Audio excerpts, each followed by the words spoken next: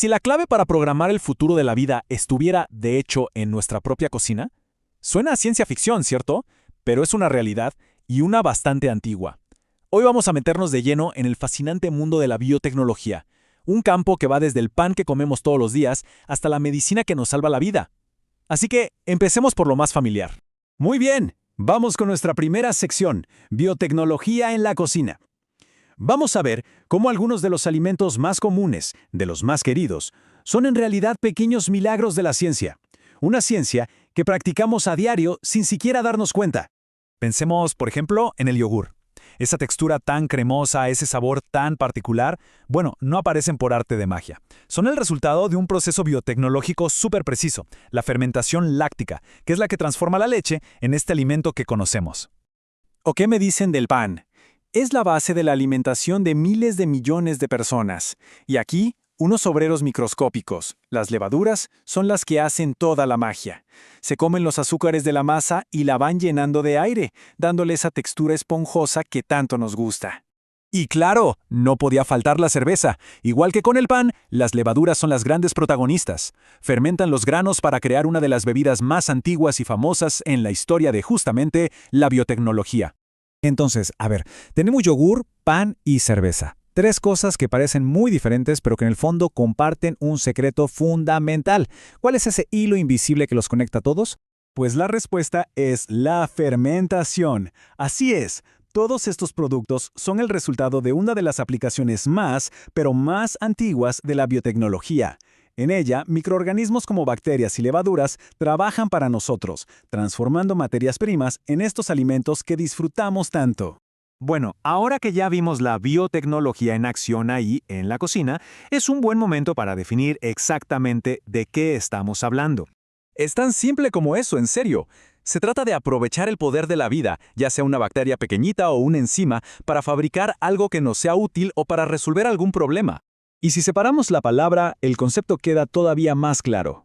Bio, que significa vida, y tecnología, que es la aplicación de esa vida para un propósito concreto.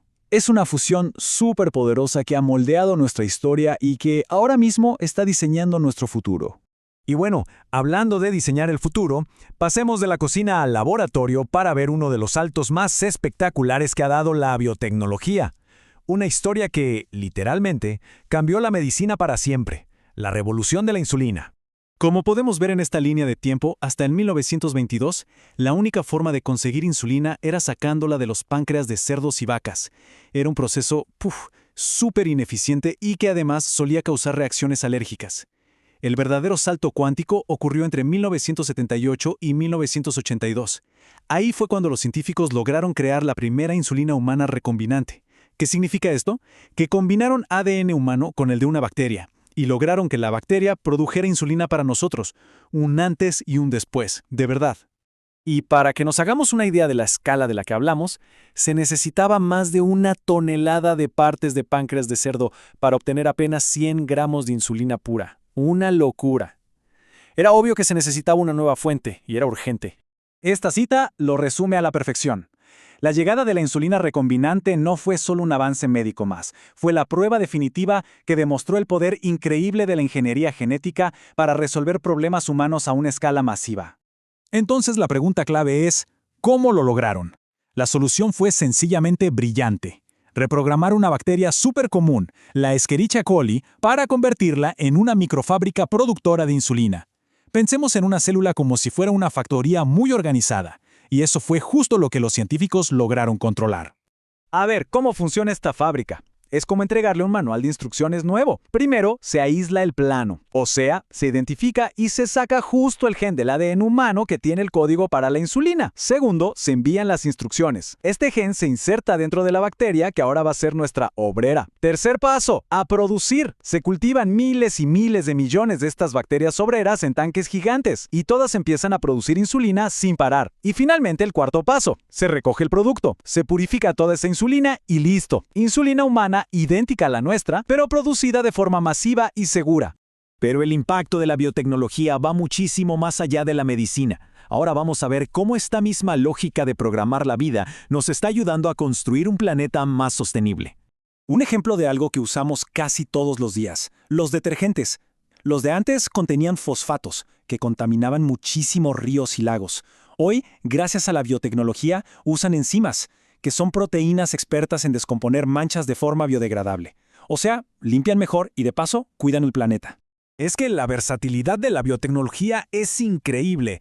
Esta misma lógica sirve para crear biocombustibles a partir de plantas o bioplásticos para reducir la contaminación por plástico e incluso para desplegar ejércitos de microorganismos que limpian derrames de petróleo. Y en la agricultura nos permite tener cultivos mucho más resistentes que necesitan menos agua y menos pesticidas. Ya vimos el pasado y el presente. ¿Qué tal si ahora le echamos un vistazo al futuro?